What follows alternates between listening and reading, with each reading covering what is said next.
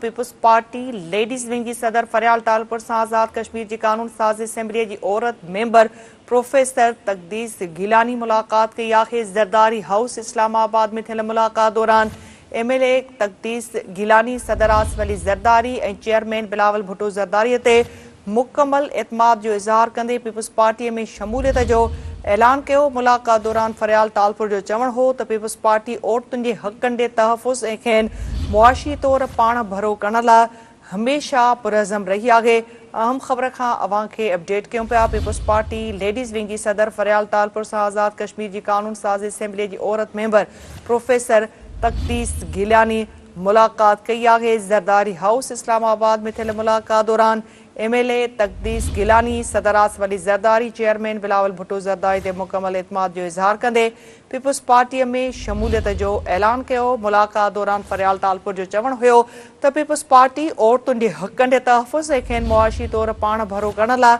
हमेशा पुरज़म रही आहे।